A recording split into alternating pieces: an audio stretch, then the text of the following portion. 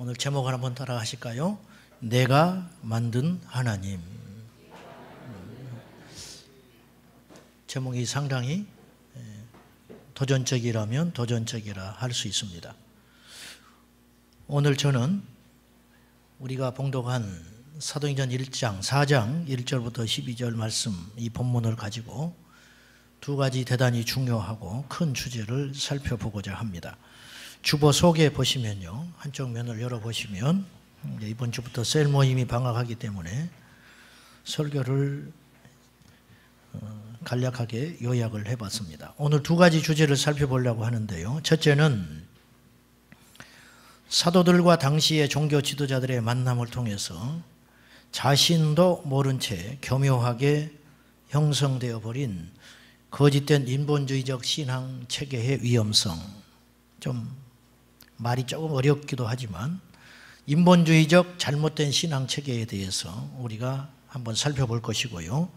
또 하나의 주제는 왜 사람들은 예수님 외에는 구원이 없다는 절대적 진리를 받아들이지 않으려고 하는가, 이것에 숨겨져 있는 마귀의 무서운 흉계, 이것들에 대하여 살펴보고자 합니다.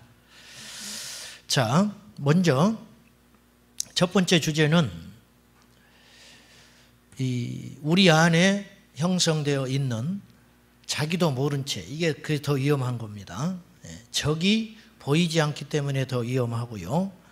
화생방 공격, 왜 무섭냐? 무생무치. 근데 사람이 퍽 쓰러져서 죽는 거예요. 원자력 방사선이 왜 그렇게 무섭습니까? 불 나는 것보다 무서운 거예요. 물 홍수도보다 더 어려운 거예요. 그건 예측이 가능하고 막을 수 있지만 보이지 않는 거다. 영적 전쟁은 눈에 보이는 적보다 더 치명적입니다. 이것에 대한 실체. 거짓은 정말 위험한 거예요. 거짓. 그래서 우리 안에 우리도 모른 채 형성돼 버린 거짓된 신앙체계에 대해서 우리가 한번 점검해 볼 필요가 분명히 있습니다. 자, 사도행전 4장에 와서요, 우리가 알고 있는 것보다 사도행전 초대교회는 처음에 핍박받지 않았어요. 자, 2장 47절을 한번 보시면요, 사도행전 2장 47절은 이렇게 기록합니다. 하나님을 찬미하며 또 온 백성에게 칭송을 받으니 주께서 구원받는 사람을 날마다 더하게 하셨다. 온 백성에게 칭찬받는 신앙 공동체가 초기 기독교 신앙이었어요. 그런데 사도행전 4장에 오면서 급변합니다. 자, 사도행전 4장 3절을 한번 봅시다. 3절. 그들을 잡음에, 그들은 누굽니까? 베드로와 요한, 사도들이죠. 그들을 잡아들였어요. 날이 이미 저물었으므로 이튿날까지 가두었으나, 그 다음 날까지 감옥에 집어넣는 거예요. 이제 본격적인 핍박이 시작이 됩니다. 3장까지는 핍박이 없었어요, 생각보다. 근데 무엇 때문에 기성의 종교인들이 초대교회 성도들과 사도들을 핍박하게 되었느냐? 2절 때문에 그래요. 2절 봅니다. 2절 시작. 예수 안에 죽은 자의 부활이 있다고 백성을 가르치고 전함을 어떻게 했다고요? 싫어했어요. 왜 싫어하냐 그 말이에요. 예수님이 부활하셨고 예수님을 믿는 자만이 부활의 영광에 참여할 수 있다. 이걸 왜 싫어하냐 그 말이에요. 이건 참이에요, 거짓이에요? 네? 안 믿으세요? 예수님 부활 안 믿으세요? 자, 예수님의 부활하셨죠? 우리는 이제 안 봤으니까 그렇다 치고, 예수님이 이 당시 부활하셔서 40일 동안 사람들을 만나시고 사람들이 보는 데서 승천에 올라가셨잖아요. 불과 얼마 안 된 일이에요. 그러니 예수님이 부활하셨다. 그리고 예수님이 부활하신 것은 부활한 걸로 끝나는 사건이 아니에요. 우리도 예수님처럼 부활한다는 거예요. 이걸 선포한 거예요. 예수님 부활하셨고 오직 예수 안에 있는 자만이 부활에 참여할 수 있다, 이렇게 선포하니까 그 소리를 그렇게 싫어했다는 거예요. 아니, 싫어할 이유가 뭐가 있어요? 그럼 이 싫어했던 사람들은 어떤 사람들인가 살펴봅시다. 1절입니다. 시작. 사도들이 백성에게 말할 때에 제사장들과 성전 맡은 자와 사두개인들이 이르러, 무슨 말을 했느냐? 사도들이 이제 사도행전 3장에 베드로가 설교한 요지가 뭐냐면 너희들이 십자가에 못 박아 죽여버린 예수님께서 다시 살아나셔서 인류의 구원자가 되셨다. 이거 설명한 거거든요. 이거 증거한 거예요. 이 설교를 하니까 누가 반대했느냐? 제사장들, 성전 책임자 맡은 사람, 그 다음에 사두개인들. 이런 사람들이 이 말을 듣고 너무 싫어했다는 거예요. 왜 싫어했을까요? 사두개인들과 이 종교 지도자들은 그 당시 특별히 사두개인들은 부활을 믿지 않았어요. 영적인 걸 믿지 않았어요. 천사도 없다고 생각했어요. 그러니까 자기들이 만들어 놓은 종교적 체계가 있다는 거예요. 여기에 반대되는 소리를 베드로가 한다는 거예요. 그러니까 받아들일 수 없다. 자, 남의 이야기 아니에요. 오늘 우리들의 이야기예요. 정직해 봅시다. 나는 장로교인이다. 그러면 예정론을 절대시해요. 감리교는 하나님의 예정도 믿지만 인간의 노력도 필요하다. 이거 믿는 거거든요. 그런데 장로교는 무조건 칼빈의 교리를 따르는 거예요. 이게 종교 체계라고 하는 거예요. 그건 중요하지 않아요.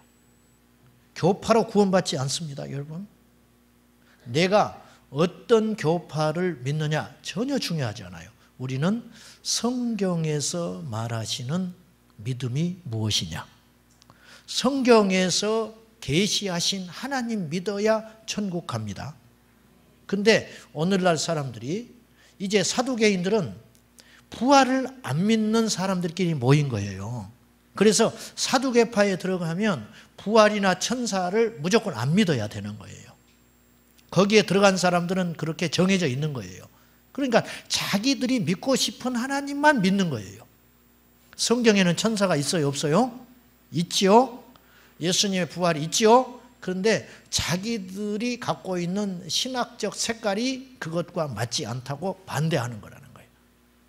이들만의 문제가 아니고 오늘 현대 기독교인의 문제라는 거예요. 우리도 취향이라는 게 있어요. 영적 취향, 신앙적 색깔이라는 게 있다는 겁니다. 그것이 대단히 위험하다는 거예요. 우리는 그 색깔대로 예수 믿으면 큰일 납니다. 성경에 계시하신 하나님 믿어야 됩니다. 그래서 사람들이 자기가 하나님을 만들어 놓고 그 하나님을 믿는다는 거예요. 이를테면 나는 이렇게 교회가 좀 시끄러운 거 싫다 이거예요. 그래서 왜 기도를 조용히 하지? 하나님 기먹으랬냐? 하나님 기먹어서 좀 조용히 기도하면 좋겠다. 그런 생각할 수 있어요. 방언? 아니 나는 방언을 안 믿어. 그렇게 생각하지 말고 나는 체질이 조용하고 이렇게 혼자 은둔하는 걸 좋아하는 스타일이지만 성경에는 부르짖는 기도도 있으니까 그것도 인정해야 한다는 거예요. 내가 방언을 하지 못하는 사람이에요. 그러나 성경에 방언이 나와요. 그리고 증거들이 나타나고 있어요. 방언하는 사람들이 있어요. 그러면 그들을 인정해야 돼요. 이제 이게 건강한 신앙인데 사람들은 전부 자기가 믿고 싶은 하나님만 믿으려고 덤벼든다는 거예요. 굉장히 위험한 거예요. 그건 신앙이 아니에요. 그건 종교. 자기 방식대로 하나님을 믿으려고 합니다. 중세기에 마녀사냥이라는 것이 있었어요. 15세기부터 18세기까지 약 400년 동안 무려 여인들을 마녀로 몰아가지고 50만 명이 죽었습니다. 50만 명이 학살됐어요. 잘못된 종교 체계가 얼마나 무서운지 압니까? 종교 재판해가지고 수없는 사람을 이단으로 몰아서 죽였어요. 그래서 이 마녀들로 모으는 방식도 여러 가지가 있었어요. 방언하는 사람, 그리고 이게 기도 많이 하면 신비적 현상이 일어나거든요. 뭐 환상이 열리기도 하고 몸에 진동이 오기도 하고 심지어는 천국을 구경하고 오기도 하고 그럼 이런 이야기를 막 할 거 아니에요. 뜨거우니까. 그럼 마녀로 몰아버리는 거예요. 그래서 종교재판해가지고 불에 태워 죽이고 손 잘려 죽이고 그렇게 무섭게 죽인 거예요. 그 다음에 몸에 이제 흉터가 생길 수 있잖아요. 어릴 때 병을 앓는다든지 흉터 있다고 그 사람 마녀로 몰아서 죽였어요. 심지어는 중세에는요 의료 행위가 이 교회를 중심으로 이루어졌답니다. 병원 겸 교회가 되는 거예요. 그런데 이 타고난 그쪽으로 은사가 있는 분 있잖아요. 약초에 관심도 많고 병 고치는 쪽으로 열리는 분이 있단 말이에요. 또 기도해서 병 낫기도 하고. 그러면 이렇게 어떤 약을 만들어서 사람들을 치료하는 그런 거라면 사수를 부린다고, 귀신의 조종을 받아서 그렇다고 이 사람들을 마녀로 몰아가지고 다 죽여버린 거예요. 그래서 희생된 사람이 50만 명이나 죽었다는 거예요. 그들도 다 하나님의 이름으로 죽였어요. 하나님이 이들을 마귀로 몰았다. 하나님의 이름으로, 하나님의 진리를 위해서 기도 많이 하고 그 사람들을 불러들여가지고 죽인 거예요. 근데 속사정은 그렇지 않았어요. 사실은 이 사람들을 마녀로 몰아서 죽이면 그 재산을 자기들이 가질 수가 있었어요. 그러니까 재산을 넘보고 이 사람들이 그런 짓을 한 거라는 거예요. 오늘 우리도 마찬가지예요. 우리의 욕망을 채우기 위해서 예수 믿는 사람들이 의외로 많아요. 그런데 더 무서운 건 자기도 그걸 모르고 있어요. 자기 자신도 그걸 모른 채 속아가지고 열심히 기도하고 열심히 모이고 열심히 예배드리고 열심히 사랑을 실천하고 자기의 것이 맞다고 자기는 진리 안에 속해 있다고 하는데 사실은 성경에서 근거한 진리가 아니라 내가 짜집게 해가지고 내가 믿고 싶은 방식으로 하나님을 믿고 있다는 거예요. 이거는 위험하다. 이건 사실 짧은 시간에 우리가 지금 나눌 만한 이야기는 아닌데 이해는 되시죠? 무슨 취지로 말씀드리는지. 내가 만든 하나님, 그 하나님 믿으면 지옥 갑니다. 성경에서 믿으라 하신 하나님을 믿어야 진짜 믿음이에요. 오늘날 교회 안에 이런 사람 얼마든지 찾아볼 수 있어요. 사람들은 자신도 모르게 마귀에게 속고 있는 것입니다. 다 하나님 사랑한다고 합니다. 다 예수님의 이름을 이야기합니다. 전부 다 주님의 영광을 위한다고 하지만 실상은 성경 속의 하나님이 아닌 자신이 만들어 놓은 신을 숭배하고 있는 겁니다. 주보 속지 한번 보겠습니다.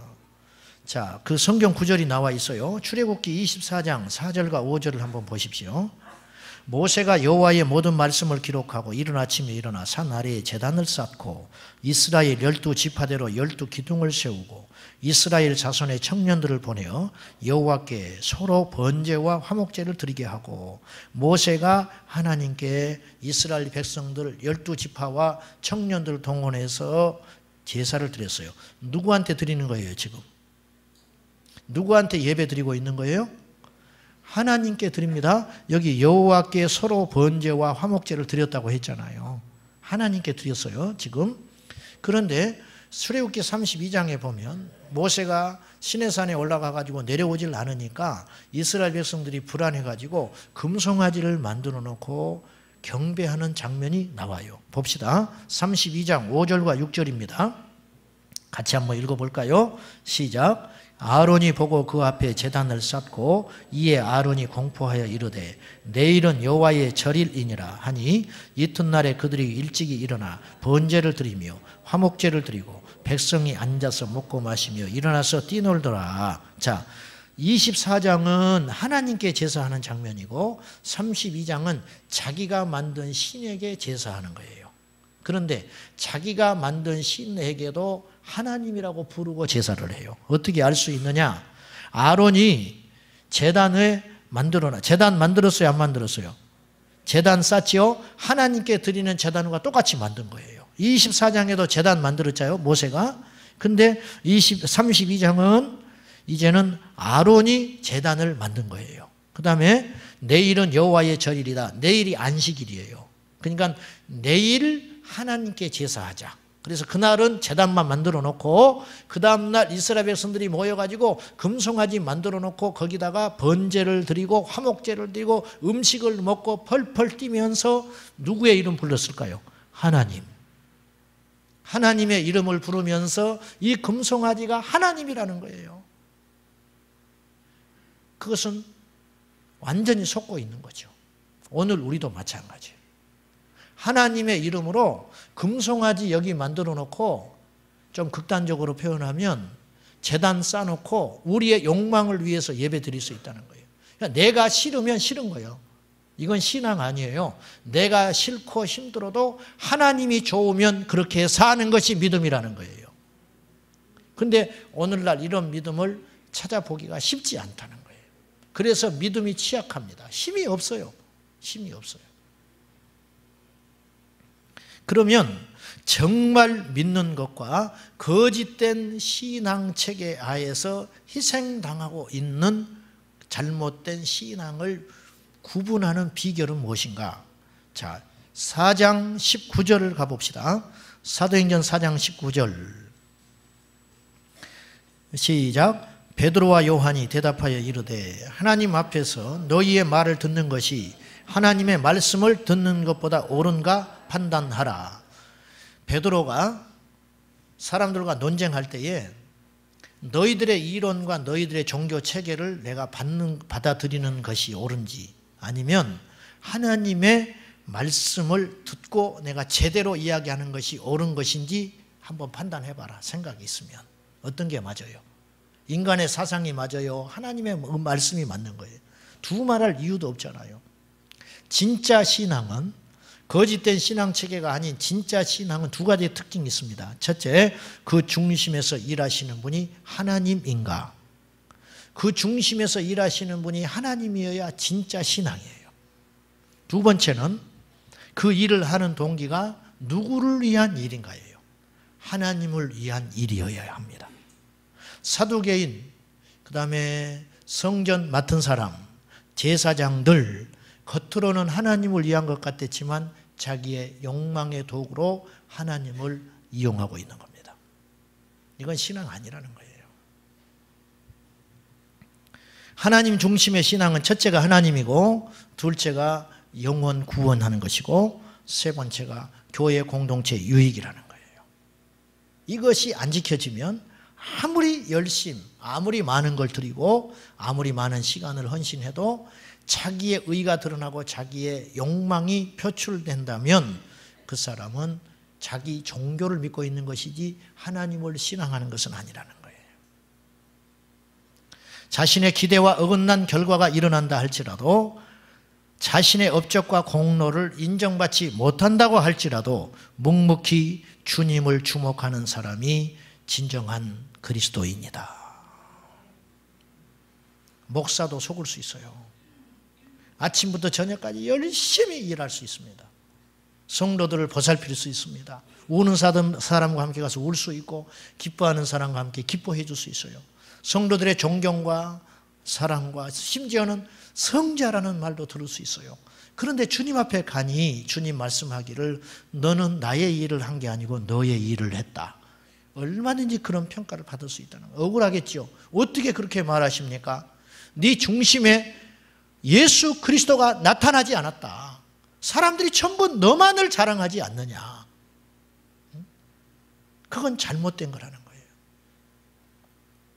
여러분들이 주님을 섬길 때 명심해야 할 부분이에요. 사도 바울은 빌립보서 1장 20절과 21절에서 나의 간절한 기대와 소망을 따라 자기에게 간절한 열망이 있다는 거예요. 그건 무엇이냐? 아무 일에든지 큰 일이든 작은 일이든 사람들이 알아주든 알아주지 않든 부끄러워하지 아니하고 지금도 전과 같이 온전히 담대하여 살든지 죽든지 내 몸에서 그리스도가 존귀히 되게 하려 하나니 이는 내게 사는 것이 그리스도니 죽는 것도 유익함이라. 내가 사는 것이 하나님께 유익한다면 나는 살겠다. 그러나 내가 죽는 것이 하나님의 뜻이라면 나는 능히 죽을 수 있다. 이것이 뭐냐? 하나님 중심의 신앙이라는 거예요.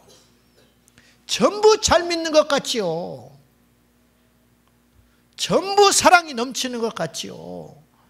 전부 천국 갈 것 같지요. 그러나 내 삶의 위기가 올 때에도 하나님을 굳게 잡을 수 있느냐? 이건 완전히 다른 문제라는 거예요. 조금만 바빠도 넘어져 버리고 조금만 내 기대대로 하나님이 나의 길을 인도하지 않아도 쓰러지는데 어떻게 하나님 중심의 신앙이라 할 수 있냐 그 말이에요. 사랑하는 여러분, 우리 신앙 체계를 점검하고 하나님 중심의 신앙을 확고히 하시기를 축원합니다. 이건 굉장히 중요한 거예요.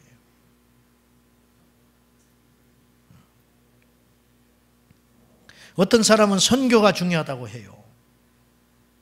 어떤 사람은 사랑이 중요하다고 해요. 어떤 사람은 예배가 중요하다고 해요. 다 틀렸어요. 제일 중요한 분은 예수 그리스도예요. 하나님이에요, 하나님. 여러분의 어떤 기질, 여러분의 성향, 지금까지 믿어왔던 믿음의 방식들 하나 중요하지 않아요. 오늘 다시 시작합니다. 성경에서 계시하신 하나님은 어떤 분인가? 그 하나님을 힘써 아시기를 축원합니다. 그 하나님 알아야 돼요. 내가 만든 하나님 믿지 말고 하나님께서 믿으라 하신 하나님 믿기를 축원합니다. 불편해요. 그렇게 믿으려면 불편하고 힘들고 희생해야 하고 나의 과거의 체질을 다 벗어야 할지도 몰라요. 어떤 사람은 이렇게 말하는 사람이 있어요. 나는 성질대로 예수 믿는다고. 그 소리에는 무서운 소리예요. 그 소리는 곧 무엇을 고백하는 것이냐면 아직 하나님 안 만났어요. 그렇게 말하는 것과 똑같아요. 예수님을 안 만나놓으니까 자기의 성질대로 예수 믿는다는 거예요. 우리 성질대로 예수 믿으면 큰일 납니다. 주님의 마음으로 예수 믿어야 한다고 말이죠. 예. 두 번째 큰 주제, 왜 사람들은 예수님 외에 다른 구원의 방법이 없다는 명백한 주님의 진리 앞에서도 이것을 거부하느냐. 기독교가 공격당하는 것 중에 하나가 편협하다는 거예요. 편협하다. 왜 너희들만 구원이 있다고 하냐. 그런 말 많이 듣잖아요. 세상 사람들이. 불교는 넉넉하거든요. 굉장히 넉넉해요. 니도 부처다. 네가 부처야. 그렇게 말을 해요. 그럴듯해. 그래서 이건 신앙이 아니고 철학에 가까운 거예요. 철학. 그 기독교인들은 아주 꽉 막혀가지고 도무지 대화가 하고 싶지가 않아. 그냥. 지난 6월 7일 날 신촌에서 제15회 퀴어 문화축제라는 것이 열렸어요. 퀴어라는 말은 이상하다, 비정상적이다 그런 뜻인데 이게 이제 성소수자, 동성애자를 지칭하는 고유 단어가 돼가고 있어요. 15번이나 이번에 했다는 거예요. 15번째. 수천 명이 모였습니다. 그들의 주제가 뭐냐? 캐치프레이즈가 이번에 사랑은 혐오보다 강하다. 아, 대단한 카피를 만들었어요. 사랑은 혐오보다 강하다. 즉, 너희들이 이성을 사랑하는 것이 당연하다면 우리는 동성을 사랑할 수 있다고 인정해 주라. 우리의 사랑도 너희들이 생각하는 만큼 그렇게 혐오스러운 것이 아니다. 혐오스럽다 하더라도 우리의 사랑은 존중받아 마땅하다. 뭐 이제 이렇게 이야기하려고 하는 거예요. 남자를 사랑할 권리가 있다면, 여자를 사랑할 너희들이 권리가 있다면 우리는 남자를 사랑할 권리도 인정해 주라. 너희들만 옳다고 하지 말아라. 이게 상대주의라고 하는 거예요. 상대주의. 지금 이 시대의 사상 조류는요, 상대주의입니다. 그래서 종교적으로는 종교다원주의, 정치적으로는 민주주의, 인종적으로는 다문화주의가 지배해요. 보십시오. 앞으로 점점 이거 강해집니다. 왜 너희들의 하나님만 강요하냐 그 말이에요. 불교 신자들도 예수만 이야기하지 않을 뿐이지 그들도 하나님을 믿어. 단지 이름이 부처일 뿐이야. 그렇게 이야기하는 거예요. 할렐루야. 아멘 하면 졸고 있는 사람이에요. 그럴듯해요, 안 그럴듯해요? 제발 나도 좀 그렇게 좀 넉넉하게 그렇게 살고 싶어. 다른 사람한테 다 좋다는 소리 들으면서. 성소수자들의 상징물이 무지개입니다. 무지개. 7가지 색깔을 다 존중해요. 그것에서 하나가 색깔이 나는 거예요. 돌려버리면 흰색이 나는 거거든요. 왜 빨간색만 옳다고 그래? 보라색도 있지. 이거 이렇게 이야기하는 거예요. 상대주의예요. 상대주의. 종교 간의 대화, 종교 간의 일치운동, 이것이 지금 급속도로 일어나고 있습니다. WCC 운동이 그거예요. 부산에서 지난번 WCC 개최될 때 동성애자들이 부스 만들어 놓고 서명운동 받았습니다. 그거 놔뒀어요, 그냥. 자, 동성애자들을 증오하고 미워하는 게 아니에요. 잘못됐다는 거예요. 한 해에 세계적으로 약 270만 명 에이즈 환자가 발생하고 있어요. 우리나라에 10년 전 통계로 에이즈 환자가 공식적으로만 1년에 700명씩 늘어납니다. 지금은 내가 볼 때 2, 3천 명 될 거예요. 회개하고 돌아오면 우리는 받아줍니다. 그러나 아닌 것을 맞다고 할 수 없어요. 불교 구원 없어요. 불교 신자들도 하나님께서 긍휼히 여기시고 십자가에서 처절히 울고 계시고 돌아오기를 기다리고 있지만 그들 구원 없습니다. 예수 외에는 구원의 길이 없습니다. 지금 이것이 이제 우리 유튜브에 나가거든요. 제가 이렇게 설교하는 거. 참 젊은 목사가 막혀도 한참 막혔다. 그렇게 이야기할지 몰라요. 막혀도 좋아요. 양보할 게 있고 양보해서는 안 되는 게 있어요. 의자를 장의자를 고집할 필요 없습니다. 맨바닥에 앉아서 예배할 수도 있고 개인 의자 둘 수도 있습니다. 십자가 내릴 수 있습니다. 이 십자가 뗄 수 있어요. 제가 가운 입을 수 있습니다. 그거 중요한 거 아니에요. 그러나 절대 양보해서는 안 되는 것이 있는데 예수 그리스도로 말미암은 구원의 길, 그것은 절대 양보할 수 없다. 사도행전 4장 12절 천하 인간에 다른 구원 얻을 만한 이름을 주신 적이 없다. 분명히 말씀했기 때문에 성경에서 아니라면 아닌 거예요. 성경대로 안 믿고 우리가 어떻게 예수를 믿습니까? 지금 오늘 예배하는 여러분들 중에서도 그렇게 생각할 사람이 있을지 몰라요. 상대주의의 영향을 받아서 위험한 거예요. 굉장히 위험한 거예요. NCCK 한국기독교협의회에서 종교 간의 대화와 일치운동을 하자고 열심히 지금 성명서도 발표하고 떠들고 있습니다. 5대 종파 종단의 교주들 대표하는 사람들이 모여가지고 서로 우리끼리 싸우지 말자. 종교의 평화와 사랑을 나누자. 서로의 구원의 문제를 인정하자. 그리고 더 나아가서 꼭 예수가 아닌 선한 양심으로도 구원이 가능한 것 아니냐. 그러니까 싸우지 말자. 그리고 공동선언문도 발표를 했어요. 지난 5월 22일 서울 중구에 있는 성공회 대성당에서 카톨릭의 그 대표인 주은혜 수녀하고 우리 개신교 대표로 나온, 나는 그분을 대표로 인정한 적이 없는데 변창배 목사라는 분이 나가서 한국신앙직제 창립총회라고 하는 총회를 개최하고 그 창립 선언문을 발표했습니다. 이 그림이 그 장면이에요. 보기에 좋아 보이죠? 수녀하고 목사님하고 나란히 서가지고 이렇게 발표하니까 참 보기에 좋습니까? 이 그림을 이 행사를 대대적으로 보도한 데가 어디냐면 천지일보예요. 천지일보는 신천지 신문입니다. 자, 이제 그림이 나오죠. 어떤 그림인지 알겠죠? 신천지는 이것을 빌미 삼아가지고 지금 우리 교회를 바벨론 교회라고 공격하고 있어요. 봐라, 타협하고 있지 않냐. 빌미를 제공한 거예요, 지금. 가지고 우리를 지금 구원해내야 된다고 난리예요, 지금. 그래, 교회들마다 들어가가지고 우리를 위해서 어마어마하게 기도를 한다고. 바벨론 교회에 지금 다 들어가서 다 망하게 됐다. 지금 우리 한국 교회를 바벨론 교회라, 무너질 교회, 음녀의 교회, 마귀가 지배하는 교회라고 한다는 거예요. 기가 막히고 창피하고 자존심 상한 일이에요. 이런 짓을 하니까 그렇게 빌미를 제공하는 거예요. 그래서 자기들은 막 굉장히 지금 사명감에 불타올라 있어요. 우리를 구원해내겠다고. 이 배후에 누가 있는지를 분명히 알아야 한다는 거예요. 마태복음 7장 15절 거짓 선지자들을 삼가하라. 양의 옷을 입고 너희에게 나오나 속에는 노략질하는 일이라 그랬어요.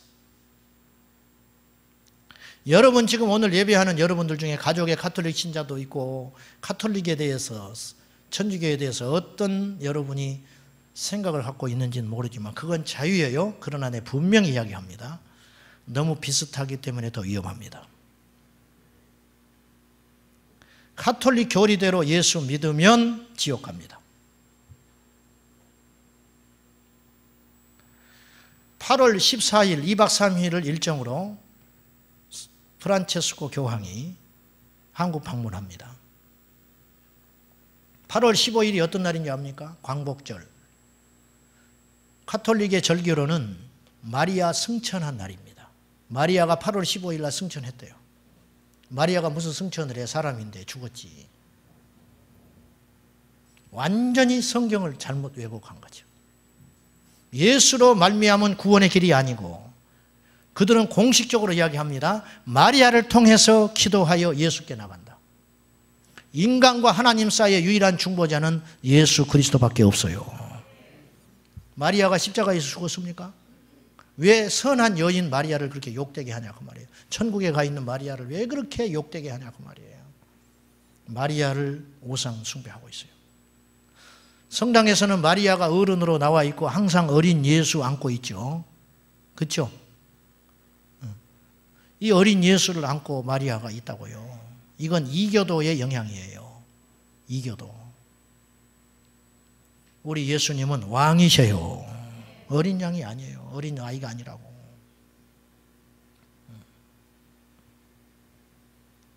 다시 말씀드리지만 예수 외에는 구원의 길이 없고 이 시대의 상대주의의 위협 가운데 놓여있는 우리들이 신앙의 절개를 바로 지켜야 할 위험 수준에 와 있다는 거예요.